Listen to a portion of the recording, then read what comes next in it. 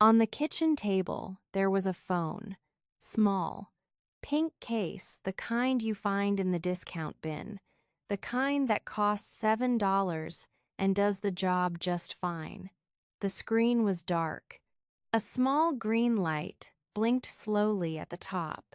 Still charging. Still going. Ethan stood at the kitchen door and looked at it. He had driven 9 hours from Austin. He had not slept. Patrice had met him at the door, given him the key, told him to call if he needed anything. Then she went home, because she understood that some things a person needs to do alone. The house was very quiet now. He knew that phone. He had watched his mother buy it online 2 years ago because her old one stopped holding a charge. She spent 20 minutes looking at prices, then bought the cheapest one with good reviews. She put the pink case on it because pink was her favorite color, and because, she said, it was easy to find in her purse. She had shown him on a video call, holding it up to the camera, turning it so he could see both sides. He had said, "Nice, Mom," then looked back at his own screen. Next to the phone was a coffee mug, still half full. She had not finished it. The green light blinked. The kitchen was quiet. Outside, the Tennessee afternoon moved slowly through the yard. He did not touch the phone yet. His full name was Ethan Graves, 34 years old. He lived in Austin, Texas, in a one-bedroom apartment, in a neighborhood with good coffee shops on every corner, and people who always looked like they were going somewhere important. He worked as a marketing manager at a tech company. Fast work, always a deadline, always a number to hit by the end of the month. He was good at it. He liked being good at things. He liked the feeling of finishing something and moving to the next thing. His mother's name was Gloria, 61 years old. She had worked as a nurse for 22 years before her back gave out and she had to stop. After that, she worked part-time at a flower shop in Clarksville, Tennessee, Patrice's shop, a small place on Main Street that smelled like fresh stems and cold water. Gloria worked Tuesday and Thursday mornings. She liked it. She said it was slower than nursing, which was what she needed now. She lived alone in the house on Deerfield Road where Ethan grew up, a small yellow house with a covered front porch and a garden along the back fence. Marigolds, mostly. She grew marigolds because they came back every year without much help. Gloria called Ethan every Sunday morning, 10 o'clock. She had done this since the first Sunday after he moved away at 22. 12 years of Sunday mornings. 10 o'clock. Always. Ethan answered when he felt like it. When he did not answer, he sent a text. "Busy RN Mom, will call you later." Sometimes he called later. Sometimes later became the next Sunday, when she called again at 10 o'clock. His mother never said anything about this. She never said, "You said you would call and you did not." She just called again the next Sunday. Ethan had a habit he never looked at carefully. When he saw the word Mom on his screen, he made a quick decision. Do I have the energy for this right now? Am I tired? Am I in the middle of something? If the answer to any of those was yes, he let it ring. He told himself he would call back. He meant it every time he thought it. He just did not always do it. He did not think this was a problem. He was busy. His mother understood he was busy. That was just how things were, and his mother never said otherwise. When he did answer, She was always happy to hear him. She never mentioned the weeks he had not called. She never said, "I tried you twice last Sunday." She just started talking about the flower shop, about something Patrice had said, about the weather, as if no time had passed, as if she had not been waiting. He did not think about what it was like to be the one waiting. Patrice called him on a Wednesday morning. He was at his desk, second coffee, emails open. Her voice was steady and quiet. She said, "Ethan, your mom did not come in this morning. She did not answer when I called. I went to check on her. She passed sometime in the night. The doctor said it was peaceful. She did not suffer." Ethan put his coffee cup down. He looked at his computer screen, a spreadsheet, numbers in small boxes. He said, "Okay." Then he said, "I will come today." He drove 9 hours alone. He did not listen to music. He did not stop except for gas and coffee. He just drove north through the flat Texas land and into Tennessee and watched the trees get thicker and the sky get softer, the way it always does when you go east. But he remembered a different time. A different version of that name on his screen. When he was young, 9, 10, 11 years old, his mother worked long shifts at the hospital, 12 hours, sometimes more. He spent those afternoons at his grandmother's house, 2 streets over. His grandmother made him sandwiches and let him watch television until his mother came to pick him up. His grandmother had a phone on the kitchen wall, and sometimes, in the middle of the afternoon, it rang. His grandmother picked it up and said, "Yes, he is right here." And then she held it out to Ethan, and the voice on the other end was his mother calling from the nurse's station on her break, just to check in. She never had much time on those calls. 5 minutes, sometimes less. She asked, "How was school? Did you eat? Is Grandma feeding you enough?" And Ethan answered, "Yes, yes, yes." And she said, "Good. I will be there by 6:30. And then, "Okay, I love you. Be good." And Ethan said, "Okay, bye, Mom," and handed the phone back to his grandmother and went back to the television. He did not know then what it cost her to find 5 minutes in a 12-hour shift to call a 10-year-old boy who was fine, who was being fed, who did not need anything. He did not know she called because she needed to hear his voice, not because he needed anything from her. Later, when she got her first cell phone, she called from the car on her way home. He was a teenager by then, and he answered less. But she called anyway, and she always ended the same way. "Okay, I love you. Be good." She said that when he was 14. She said it when he was 20. She said it when he was 32, calling from the parking lot of the flower shop because a delivery of sunflowers had come in, and it made her think of a drawing he had made in 2nd grade. He had laughed. He said, "Mom, I was 7. She said, "I know. It was a very good drawing. Okay, I love you. Be good." He did not remember the last time he heard her say it. He had not been paying attention. There was another thing he remembered now, standing in the quiet kitchen. When he was in high school, he stayed up late most nights studying, or just sitting in the dark of his room doing nothing in particular. His mother worked early shifts then. She had to be up at 5. But some nights, late, he would hear her bedroom door open. Her footsteps in the hall slow, careful, not wanting to wake anyone. A small knock on his door. She did not come in. She just knocked once, softly to say, "I know you are still awake. I am here. Go to sleep soon."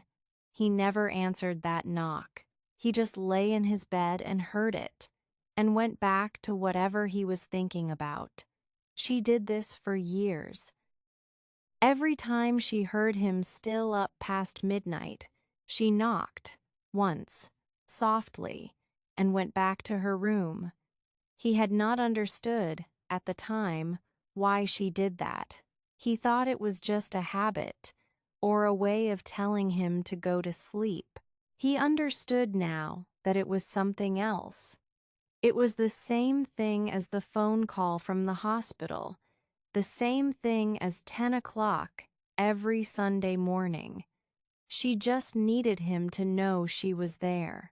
3 months before she died, his mother started calling on Wednesdays, too. Ethan noticed, the way you notice something without really looking at it. He thought, she must be lonely. He answered about half the Wednesday calls. The others he let go and texted later. He did not know he had no way of knowing that she had started calling on Wednesdays because she was tired in a way she had not been before. Because some mornings, she woke up and sat on the edge of the bed for a while before she could stand. Because the doctor had said things at the last appointment that she was still turning over in her mind. She did not tell Ethan any of this. She did not want him to worry. She did not want him to feel like he had to drive 9 hours to sit with her. He was busy. He was doing well. She was proud of him. She was not going to be the reason he stopped moving forward.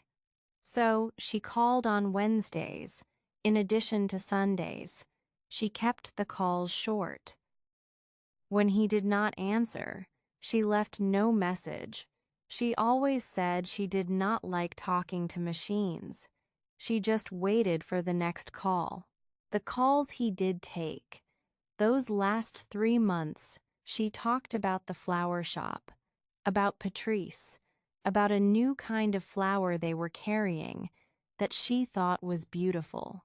She talked about the neighbor's dog, who had learned to open the gate and came into her yard on Tuesday mornings, as if he owned the place. She talked about a book she was reading slowly because she kept falling asleep in her chair in the evenings. She asked about his work, his apartment, the coffee shop on the corner he had mentioned once, a month ago. She remembered it. She always remembered the things he mentioned, even the small ones he forgot he had said. This was something Ethan noticed now, going back through the calls in his memory. She remembered everything he told her. The name of the project he was working on in the spring, the restaurant he had tried and liked, the coworker who had been difficult for a few weeks. She never forgot any of it. She carried it all, quietly, between one Sunday and the next. He had not noticed, while it was happening, that she was paying that kind of attention. He thought the calls were small. He did not know she built her week around them. Ethan talked the way he always talked on those calls, quick, on the surface, easy. He answered her questions. He asked a few of his own. But while he talked, he was also looking at his screen, or folding laundry, or standing at the kitchen window of his apartment, watching the street below. He was there, and he was also somewhere else. At the end of each call, "Okay, I love you. Be good." 3 days before she died, she called on a Wednesday afternoon, 2:47. Ethan was in a meeting, the whole team in the conference room, his manager presenting numbers on a screen. He felt his phone move in his pocket. He reached in and looked at the screen under the table. Mom. He turned the phone over, face down on his leg. The moving stopped. After the meeting, he meant to call back. There was an email he needed to answer. Then another. Then someone stopped by his desk with a question. Then it was 6 o'clock, and he was tired, and he drove home and made dinner and watched something on his laptop and went to sleep. He did not call back. Ethan stood at the kitchen table for a long time. Then he picked up his mother's phone. The screen came on when he touched it. No password. She had never set one. She said passwords were for people with secrets, and she had no secrets. He went to the recent calls. His name was all through the list. He scrolled slowly, reading each line. Ethan, Ethan, Patrice, Ethan, Ethan, the pharmacy, Ethan, church, Ethan. He kept scrolling. He kept seeing his name. He had not known she called him this much. He had not thought about how many times she had picked up the phone, looked at his name, and pressed call. He had not thought about what she did in the seconds after he did not answer, whether she put it down right away, or whether she held it for a moment first. He scrolled to the top, the most recent call, Wednesday, 2:47 p.m. Ethan, outgoing, duration, 0 seconds. He stood at the table and looked at that number, 0. She had called. No one answered. The call ended before it reached voicemail. She did not leave a message. She never left messages. She did not like talking to machines. Maybe she thought he was in a meeting. Maybe she thought she would try again later. She did not try again. He kept scrolling back. The week before, 2 calls to him, both not answered. The week before that, 1 call, answered 6 minutes. He went back a full month. She had called him 11 times. He had answered 4. He set the phone down on the table. He did not set it down hard.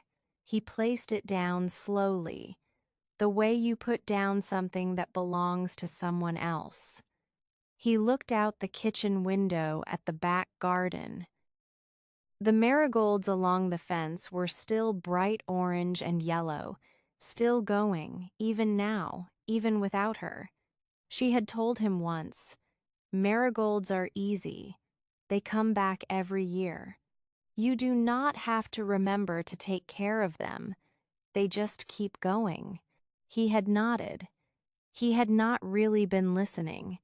He was probably looking at his phone. He sat down on the kitchen floor, back against the low cabinet, looking up at the ceiling. The green light on the phone blinked slowly above him. The kitchen was the same as it had always been. The same yellow walls, the same 2 cups on the right side of the second shelf. The same clock above the stove that ran a few minutes fast, that she had never bothered to fix because she liked having a little extra time in the morning. He had time. He always had time. He just spent it as if there was always more where it came from, the way you spend money when you are young and think the supply will never end. He had time. He just did not know it was running out. Patrice came the next morning. She brought food, a casserole, a pan of cornbread, the way people do in small Tennessee towns when someone dies. She made coffee without asking. She had been in kitchens like this before. She knew what people needed. They sat at the table, Ethan with his hands around his cup, Patrice across from him. She talked about his mother. The way Gloria laughed loud and sudden, the kind of laugh you did not expect from a quiet woman, but there it was every time. The photograph at the register in the flower shop, Ethan, at about 8 years old, gap-toothed, grinning. Gloria kept it there because she liked people to know she had a son. She liked saying, "That is my boy. He lives in Austin. He is doing very well." Ethan sat with his hands around his cup and said nothing. Patrice said, "She talked about you every week, every single week, without missing one." Ethan asked, "Did she know she was getting worse?" Patrice was quiet for a moment. Outside, a bird moved through the yard. She said, "She knew for a while. She just did not want you to worry. She kept saying, 'He is busy. He has a lot going on. I do not want to pull him away from his life." Ethan nodded. After Patrice left, he washed both cups. He dried them and put them back in the cabinet where they had always been. The 2 cups his mother kept on the right side of the second shelf. He did not know why he noticed that. He just did. He went out to the garden. He stood in front of the marigolds, orange and yellow, all the way down the fence, still going, still bright, even in October. He stood there for a while. He did not try to think anything. He just stood in the cold morning air and looked at the flowers his mother had planted that came back every year without anyone needing to remind them. He thought about how she had lived in this house for 30 years, how she had planted these same marigolds along this same fence every spring, how she had worked a long shift at the hospital and then come home and made dinner for the 2 of them and checked on him in his room at night, how she had called every Sunday at 10 o'clock for 12 years and never once said, "I wish you called more." Never once said, "I am waiting for you." She just called and waited and called again. She loved him the way the marigolds grew quietly, reliably, coming back every season without asking for anything. He had not known how rare that was. Then he went inside. He poured a second cup of coffee. He sat back down at the table. He picked up his own phone. He opened his contacts. He found the name Mom. He pressed call.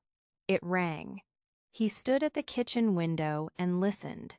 Once, twice, 3 times, 4.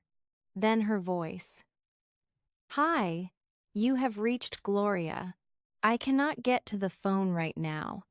Leave me a message, and I will call you back." Her voice, the same as always, calm, warm, the voice he had heard at 10 o'clock on Sunday mornings for 12 years. The voice that always ended the same way, "Okay, I love you. Be good." Ethan stood at the window with the phone against his ear. Outside, the marigolds moved a little in the wind. The Tennessee morning was warm and still. A car went slowly down Deerfield Road. He did not say anything. He just stood there and listened to the silence after her voice, the small space where you are supposed to leave a message. He stayed on the line until it ended by itself. Then he went to sit on the front porch steps. He sat there until the light changed. Maybe there is someone who calls you. Maybe you look at their name on your screen and think, "I will answer later." You are not too busy. You just think you have more time. Pick up the phone. I was never too busy. I had time. I just did not know it was running out.